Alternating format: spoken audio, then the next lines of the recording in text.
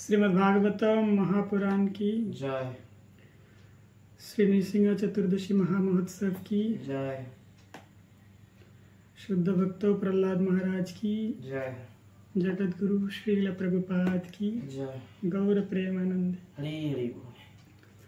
তো কালকে আমরা পড়ছিলাম কি কৌমার আচরিত প্রজ্ঞ বিদ্বান ব্যক্তি বা বুদ্ধিমান ব্যক্তি কারা, যারা বচপন থেকে ছোটবেলা থেকেই ভগবত ভক্তি বা ভগবানের আশ্রয় গ্রহণ করে তাদেরকে কি বলা হয়? প্রাজ্ঞ। প্রাজ্ঞ মানে বিদ্বান, বুদ্ধিমান। আর এই যারা বুদ্ধিমান প্রাজ্ঞ তারা এই ভগবত ভক্তিটাকে গ্রহণ করে। আর এই ভগবত ভক্তি গ্রহণ করার মাধ্যমে কি হয়? মনুষ্য জীবন সফল হয়, সার্থক হয়। ঠিক আছে, এই শিক্ষাটা কে দিচ্ছে? प्रहलाद महाराज। प्रहलाद महाराज কোথায়? गुरुकुले। শ্রীমদ্ ভাগবতম। হ্যাঁ, গুরুকুলে। রাইট। কাকে? সব নিজের নিজের মিত্রদেরকে, দৈত্যপুত্রদেরকে নিজের গুরুকুলে নিজের যতটা মিত্র আছে সবাইকে ভগবত ভক্তি সম্পর্কে শিক্ষা দিচ্ছে। পরিস্থিতি কেমন? খুবই মানে এখন যে ইন্ডিয়া পাকিস্তানের সিচুয়েশন তার থেকে ভয়ঙ্কর সিচুয়েশন ছিল, কিন্তু নির্ভয় হয়ে ভগবানের ভক্ত কি করে প্রচার করে, এবং তার বাস্তবিক উদাহরণ হচ্ছেন প্রহ্লাদ মহারাজ। তো কালকে আমরা 1 নম্বর শ্লোক পড়েছি, আজকে 2 নম্বর শ্লোক পড়ব। যতাহি পুরুষস্যৈহ বিষ্ণু পাদ উপসর্পণম যত এষ সর্বভূতানাং প্রিয়ঃ আত্ম ঈশ্বর সুরেত। यथा हि पुरुषस्य विष्णुपाद उपसर्पणम् यदेष सर्वभूतानां प्रिय आत्मेश्वर स्फुरित। খুব সুন্দর, যার অনুবাদ আছে মনুষ্য জীবন ভগবত ধামে ফিরে যাওয়ার সুবর্ণ সুযোগ প্রদান করে। ভগবত ধাম ফিরে যাওয়ার জন্য একটা বিশেষ সুযোগ কি? মানব শরীর, অন্য কোনো শরীর নয়। ইভেন দেবতাদের, দেবী দেবতাদের শরীরও ভগবত ধাম যাওয়ার জন্য অতটাও উপযোগী নয় যতটা মানব শরীর। কারণ কি? কারণ প্রতিটি মানুষের অবশ্য কর্তব্য ভগবান শ্রী বিষ্ণুর পাদ পদ্মের সেবায় যুক্ত হওয়া। এই ভগবত ভক্তি স্বাভাবিক, কারণ ভগবান শ্রী বিষ্ণু সকলেরই পরম প্রিয়, পরমাত্মা এবং পরম সুহৃদ। তো ভগবত ধাম যেতে হলে বা ভগবানের কাছে পৌঁছানোর জন্য সবচাইতে সুবর্ণ যে সুযোগটি কিসের মাধ্যমে পাওয়া যায়? মানব শরীরের মাধ্যমে। কারণ কি? এই শরীর দিয়ে আমরা ভগবানের সেবায় যুক্ত হতে পারি। কালকে আমরা যে শুনছিলাম, শ্রবণম কীর্তনম বিষ্ণু স্মরণম পাদ সেবনম অর্চনম বন্দনম দাস্যম সখ্যম আত্মনিবেদনম। এই নববিধা ভক্তির প্রত্যেকটা ভক্তি কিভাবে করতে পারি? আমরা আমাদের এই মানব শরীরের মাধ্যমে করতে পারি, তাই না? শ্রবণ, কীর্তন, স্মরণ মাইন্ড দিয়ে, তারপরে অর্চন, বন্ধন। তো ভগবত ভক্তিতে যুক্ত হওয়া খুবই সহজ। যদি মানব শরীর হয় তাহলে এটা হচ্ছে গিয়ে একটা দুর্লভ সুযোগ। দুর্লভম মানসম জন্ম তদ অপি দ্রব্যমার্থদ। এই মানব শরীর অত্যন্ত দুর্লভ, আর এই অত্যন্ত দুর্লভ মানব শরীর পাওয়ার মূল উদ্দেশ্য হচ্ছে ভগবানের প্রতি কৃতজ্ঞতা প্রকাশ করা এবং ভগবানের সাথে যুক্ত হওয়া। বুঝা গেল? ভগবানের সেবায় যুক্ত হওয়া এবং ভগবানের কাছে আত্মসমর্পণ করা কি, হে প্রভু, আপনি দুর্লভ মানব শরীর আমাকে প্রদান করেছেন, যেটার জন্য আমি একদম যোগ্য নই, যেটার জন্য আমি একদম প্রস্তুত ছিলাম না। এটা কি নিজের ইচ্ছায় আসছি? কোনো ট্রাই করেছিলাম? খুব পরিশ্রম করেছিলাম যে আমাকে মানব শরীর পেতে হবে? দুর্লভম, সুদুর্লভম। কারণ শুধু দুর্লভ না, এটা সুদুর্লভ, কারণ এটা আমরা কোনো ধরনের চেষ্টা না করেও পেয়ে গেছি, খুব ইজিলি পেয়ে গেছি, তাই নয় কি? এবং এত বড় সুযোগ পাওয়ার পরেও যদি ভগবত ভক্তিতে যুক্ত না হয় তাহলে কি?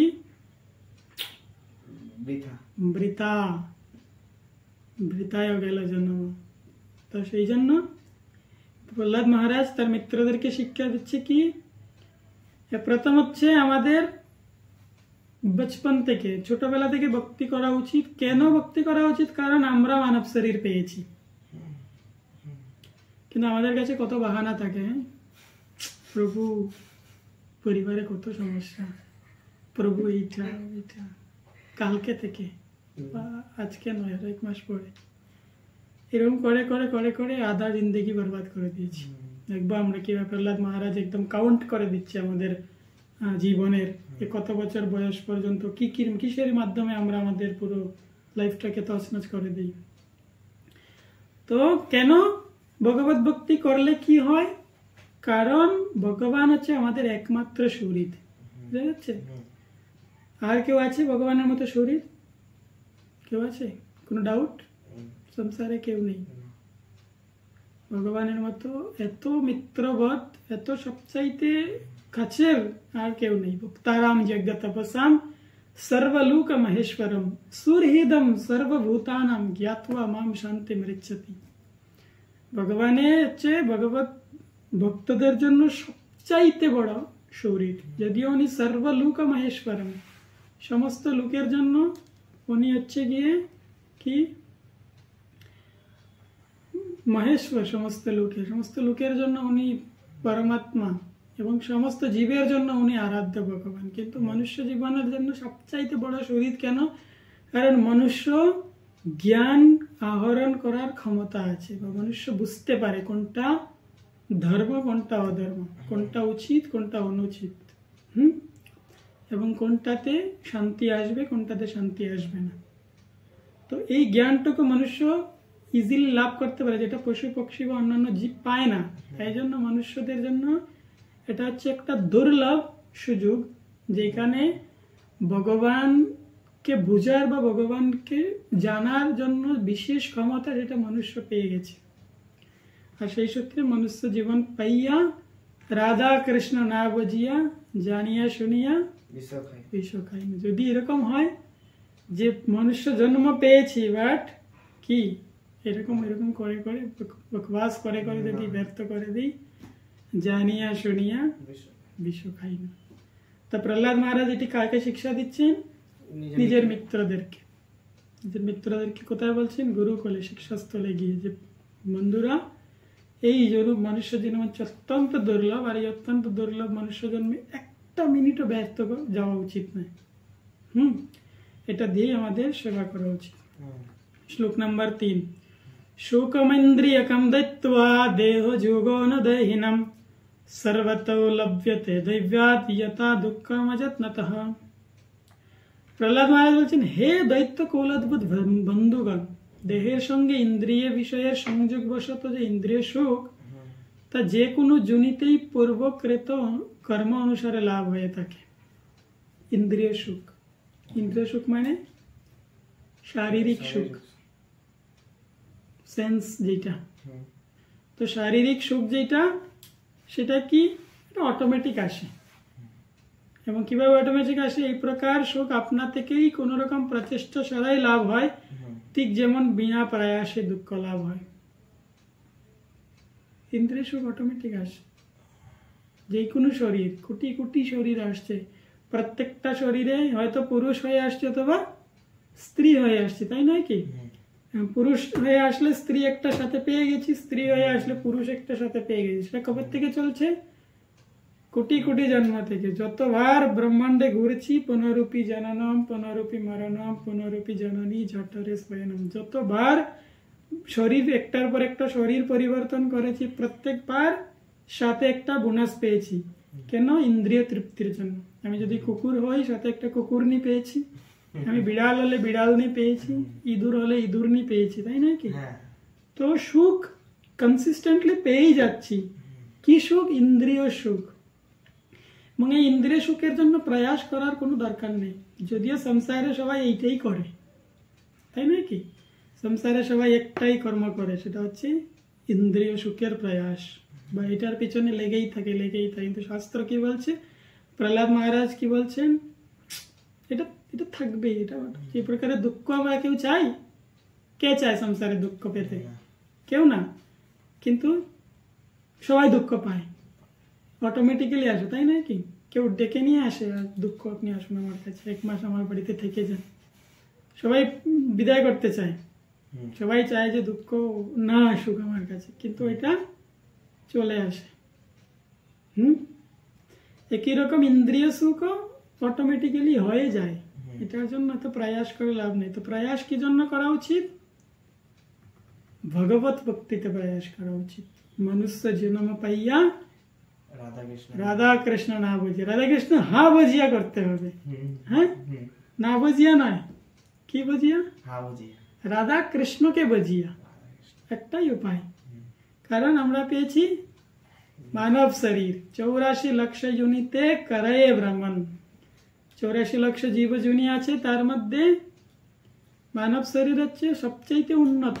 কেন উন্নত? মানব শরীরই একমাত্র উপায় বা একমাত্র একটা ব্যবস্থা যেটার দ্বারা ভগবানের সেবা সুন্দর এবং সুশৃঙ্খল ভাবে করা যেতে পারে। 84 লক্ষ জীবজনীর মধ্যে 4 লক্ষ মনুষ্য প্রজাতি আছে, এবং 4 লক্ষ মনুষ্য প্রজাতির মধ্যে যারা এই ভগবত ভক্তিতে অনুশীলন করছে তারা হচ্ছে অনন্ত কোটি জীবের মধ্যে একজন, কোটি ব্রহ্মজ্ঞানী মধ্যে এক মুক্ত, কোটি মুক্ত মধ্যে দুর্লভ এক কৃষ্ণ ভক্ত। এবং এই কৃষ্ণ ভক্তিতে আসতে পেরে বা কৃষ্ণ ভক্তিতে প্র্যাকটিস করা, এটা হচ্ছে অত্যন্ত দুর্লভ, ঠিক আছে? এই জন্য আমাদের জীবনের একমাত্র উদ্দেশ্য হচ্ছে কি? ভগবত ভক্তিতে যুক্ত হওয়া। আর যে যুক্ত আমাদের করেছে বা যার মাধ্যমে আমরা যুক্ত হওয়ার আশ্রয় নিচ্ছি, সে কে? প্রহ্লাদ মহারাজ। যদি এখন বলি যে আমার অনেক সমস্যা, আমি করতে পারবো না, এটা বসবে? ফিট বসবে? একদম নয়। কে বলছে? প্রহ্লাদ মহারাজ। যার জীবনের সমস্যা, 5 বছর বয়সে কি কি সমস্যা না ভুগতে হয়েছে। তার আন্টি হিরণ্যকশিপুর বোন কুলে তুলে নিয়ে আগুনে ঝাঁপ মেরেছে, বলছে আয়, আমি মরবো না কিন্তু তুই মরবি। কেন? তার নাম হচ্ছে হোলিকা। তো হোলিকা মারা যাবে না, কারণ তার বিশেষ আশীর্বাদ আছে যে সে অগ্নিতে মৃত্যু হবে না, তার অগ্নিতে জ্বলবে না। তাই সে হোলিকা কুলে করে প্রহ্লাদকে নিয়ে অগ্নিতে ঝাঁপ মেরেছে, যাকে আমি তো মরবো না, কারণ আমার উপরে আশীর্বাদ আছে, তো এই বাচ্চাটা মারা যাবে। কিন্তু উল্টো হয়েছে, সেই মারা গেছে কিন্তু প্রহ্লাদ বেঁচে গেছে। কেন? কারণ কি? ভগবানের চরণ কমলে আশ্রয় গ্রহণ করা এবং ভগবানের প্রতি পূর্ণ বিশ্বাস। ভগবান যেমনি হোক, যেখানেই হোক, যেভাবেই হোক, আপনি আমাদেরকে আশ্রয় দিচ্ছেন বা আপনার চরণে আমি আছি, কুছ ভি হয়ে যায়, রাখবি মারবি जो इच्छा तोरा। श्लोक नंबर 4। तत्प्रयासो न कर्तव्य ये तो आयुर्वेय परम न तथा विन्दते क्षेमम मुकुंद चरणाम्बुजम। কি বলছে? অতএব জড় জগতে অবস্থান কালে পূর্ণরূপে সুযোগ্য ব্যক্তির কর্তব্য সৎ এবং অসতের পার্থক্য নিরূপণ করে যে পর্যন্ত এই পরিপুষ্ট মানব শরীরটি রয়েছে ততক্ষণ ভীত না হয়ে জীবনের চরম উদ্দেশ্য লাভের জন্য যত্নশীল হওয়া। কোনো প্রকার পার্থক্য নিরূপণ করা নয়, সৎ কোনটা অসৎ কোনটা, এইগুলোর চক্করে না পড়ে মানব শরীরটি রয়েছে এবং মানব শরীরের একমাত্র উদ্দেশ্য কি? মুকুন্দ চরণারবিন্দ, ভগবান মুকুন্দের চরণ কমলে অর্পণ করে দেওয়া এবং সেবায় লাগিয়ে দেওয়া।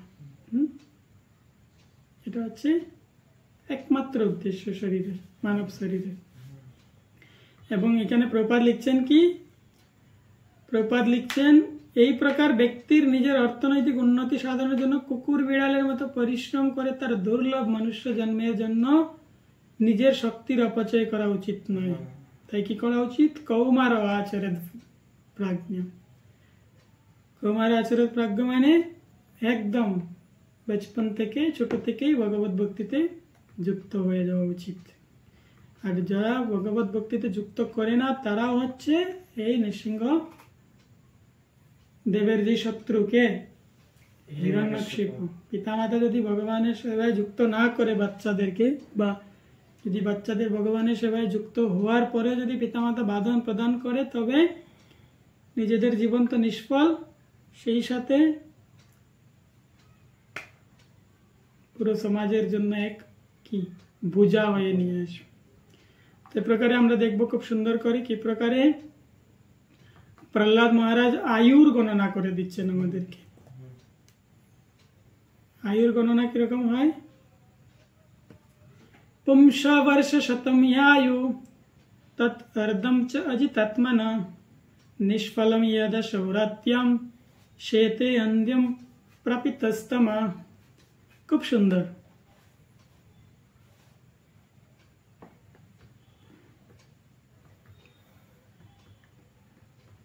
বলুন, মানুষের আয়ু বড় জোর 100 বছর। বড় জোর 100 বছর। 100 বছর। কে বলছে এটা? প্রহ্লাদ মহারাজ। কিন্তু যে ব্যক্তি অজিতেন্দ্রিয়, অজিতেন্দ্রিয় মানে যার ইন্দ্রিয় কন্ট্রোল নয়, সংযম নয়, তার সেই 100 বছরের অর্ধেক সময় অনর্থক অতিবাহিত হয়। কারণ অজ্ঞানের অন্ধকারে আচ্ছন্ন হয়ে রাত্রিবেলায় সে 12 ঘন্টা ঘুমিয়ে থাকে। বুঝা গেল? মানুষের আয়ু কত বছর? 100 বছর। বড় জোর। পুংস বর্ষ শতম আয়ু, প্রহ্লাদ মহারাজ বলছে মোটামুটি 100 বছর। কিন্তু 50 বছর কিভাবে কেটে যাচ্ছে? তৎ অর্ধম চ অজিতাত্মনা, নিদ্রার মধ্যে দিয়ে অর্ধেক বছর চলে যাচ্ছে। গেল 50 বছর। চোখ বন্ধ করতে করতে 50। এটা প্রহ্লাদ মহারাজ বাচ্চা, 5 বছরের বাচ্চা কি সাইন্টিফিক্যালি প্রুফ দিচ্ছেন কিভাবে আমাদের কি হচ্ছে, আমরা অপচয় করছি কিভাবে। কারণ 12 ঘন্টা ঘুমায়, আর বেশি ঘুমায় মানুষ, কারণ অজিত আত্মনা। অতএব এই প্রকার ব্যক্তির আয়ুষ্কাল মাত্র 50 বছর। 50 কেটে গেছে। হ্যাঁ, তারপরে শ্লোক খুব সুন্দর। এখানে মুগ্ধস্য বাল্য কৈশোরে ক্রীড়তো যাতি বিংশতি জরয়াগ্রস্ত দেহস্য ইয়ত্তা কল্পস্য বিংশতি। বাল্যকালে মোহগ্রস্ত অবস্থায় 10 বছর অতিবাহিত হয়। 10 বছর ছোটবেলা এমনিতেই চলে যায়, কোনো বুদ্ধি থাকে না বা জ্ঞান বুদ্ধি আসে না। আমাদের গেটের সামনে ছোট ছোট বাচ্চারা এসে, 10-12 বছরের ছেলেরা এসে শুধু বেল বেল দাবায়, গেটের বেল। বুদ্ধি আছে? 10 বছর পর্যন্ত মোহগ্রস্ত অবস্থায় কোনো বুদ্ধি নেই, এমনিতেই চলে যায়। কে বলছে এটা? প্রহ্লাদ মহারাজ। তার বয়স কত? 5 বছর। 5 বছরের বয়সে 10 বছরের বাচ্চা পর্যন্ত যে জ্ঞান থাকবে না কলিযুগের বাচ্চাদের, এটা বলে যাচ্ছে। গেল আরো 10 বছর। হ্যাঁ, তো মুগ্ধস্য বাল্য কৈশোরে ক্রীড়তো যাতি বিংশতি, তেমনি কৈশোরে খেলাধুলায় মগ্ন হয়ে আরো 10 বছর অতিবাহিত হয়। তো প্রথম 10 বছর তো অজ্ঞানতায় কেটে গেল, পরের 10 বছর cover drive, badminton, cricket, football, cover drive, badminton, গেল 20 বছর। হ্যাঁ, রাইট।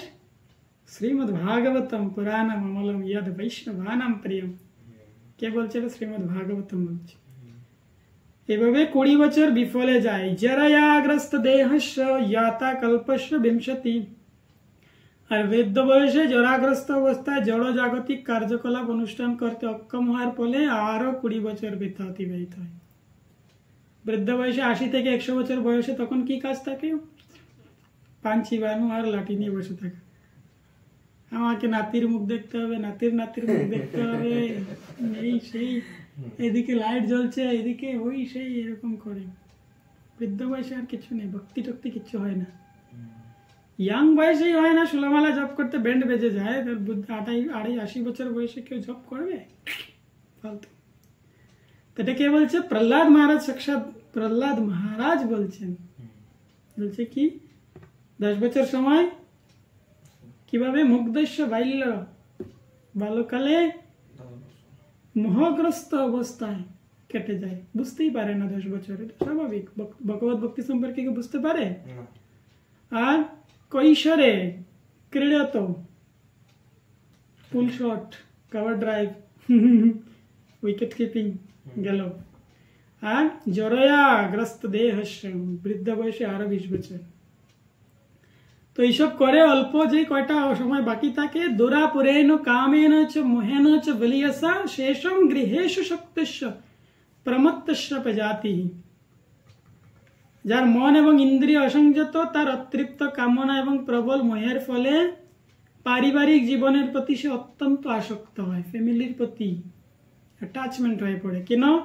ইন্দ্রিয় অশান্ত আর কামনা অতৃপ্ত।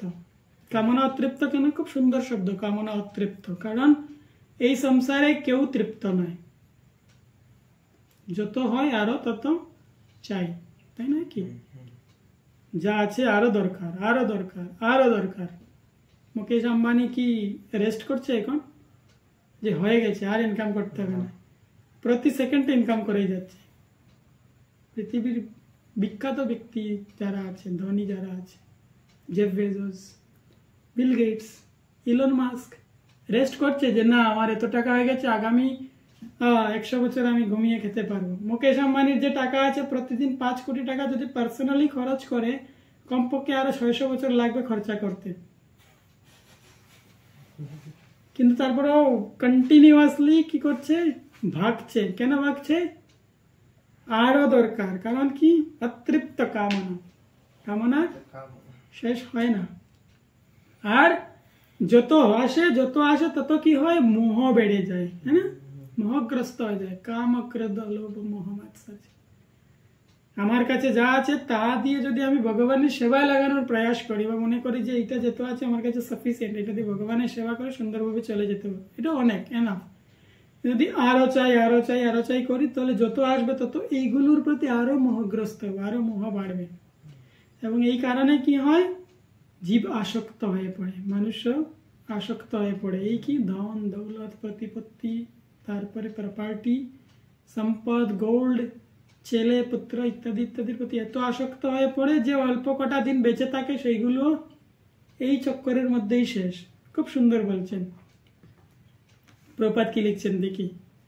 যদিও এই যুগে মানুষের পক্ষে 100 বছর বেঁচে থাকা সম্ভব নয়, কিন্তু যদি সে 100 বছরও বাঁচে, তাহলে সে 100 বছরের হিসাব হচ্ছে 50 বছর নিদ্রায় বৃথা অতিবাহিত হয়, বাল্য এবং কৈশোরের 20 বছর এবং জরা ব্যাধিগ্রস্ত অবস্থায় 20 বছর অতিবাহিত হয়।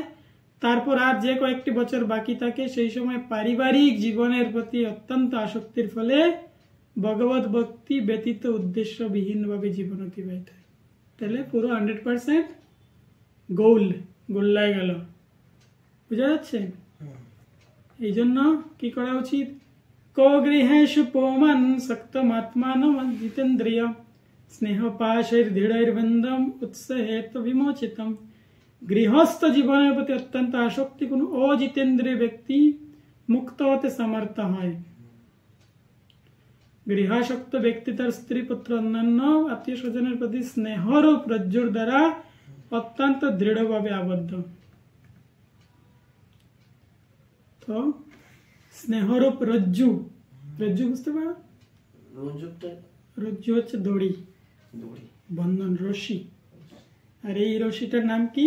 পরিবারের যেই বন্ধন নামক যে রশি, সেটা হচ্ছে স্নেহ রস্যু, স্নেহরূপ রজ্জু।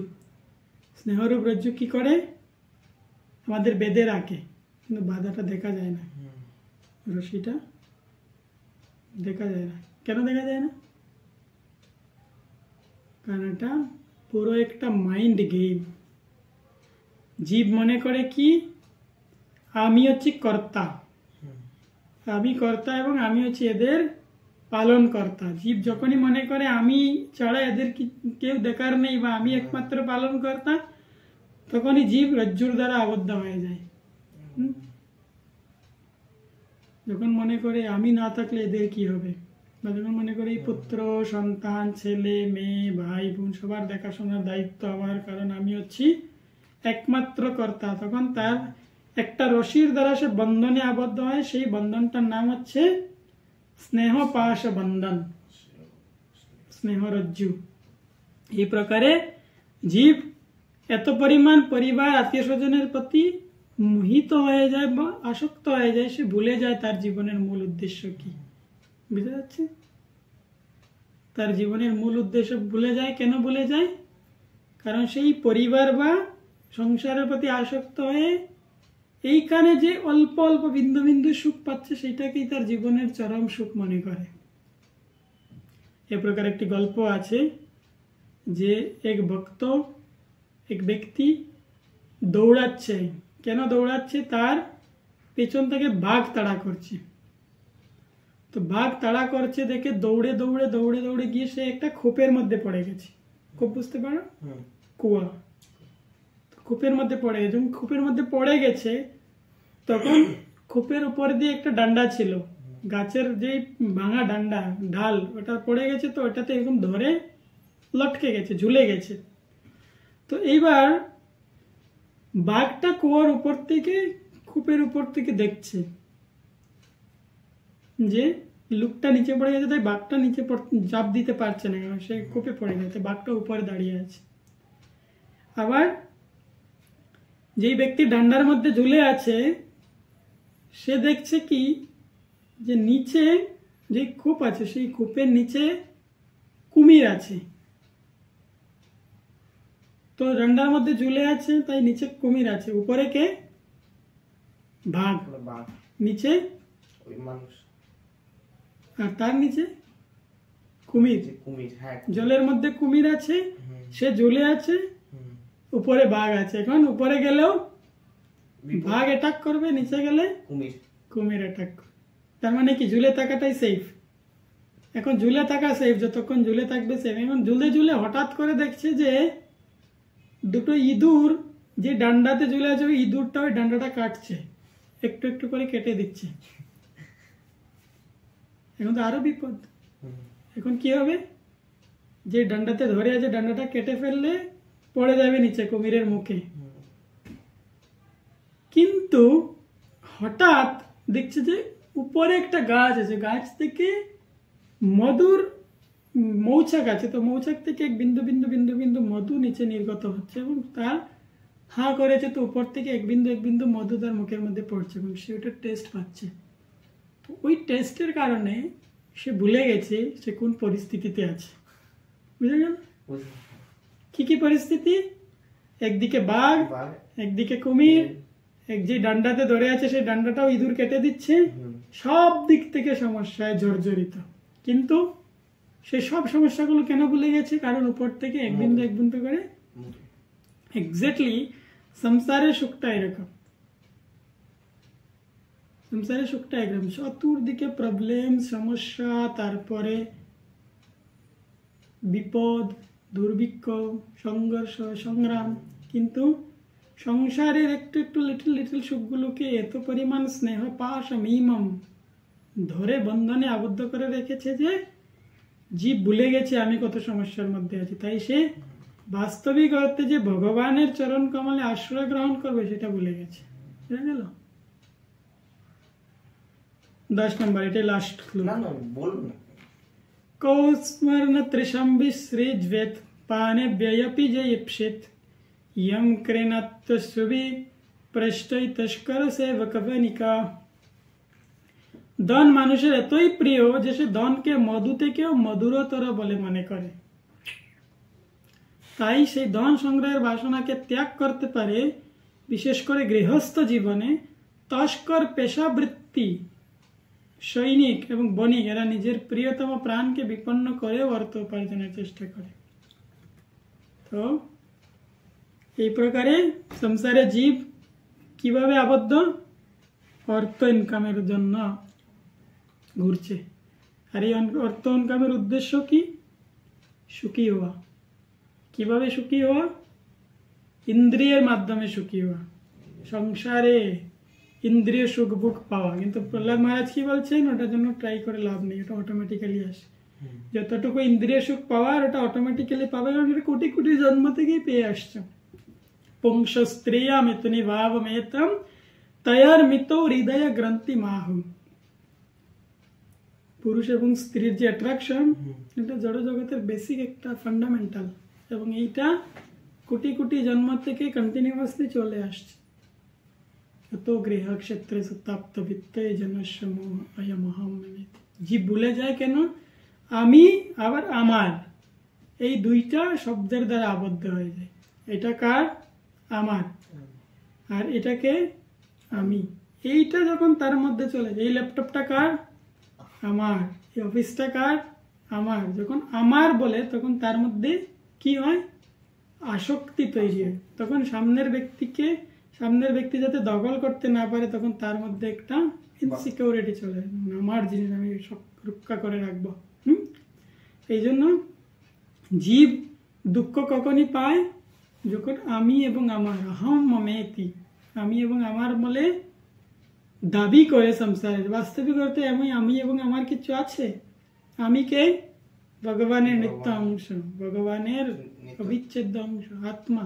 আমি বাস্তবিক অর্থে কেউই নয়, আমি তো ভগবানের একটা অংশ মাত্র। আরে শরীরটা তো টেম্পোরারি, কালকে গেলেই পরশু শেষ, জ্বালিয়ে পড়িয়ে শেষ।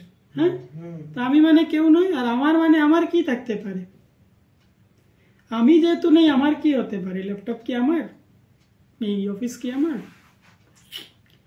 তো জীব যখন এই দুইটা বন্ধনের দ্বারা আবদ্ধ হয়, দুইটা শব্দের দ্বারা একদম রজ্জু বন্ধনে আবদ্ধ হয়, তখন জীব দুঃখ পাওয়া শুরু করে। আর এই দুঃখ কিসের দুঃখ? আসক্তির দুঃখ। কি আসক্তি?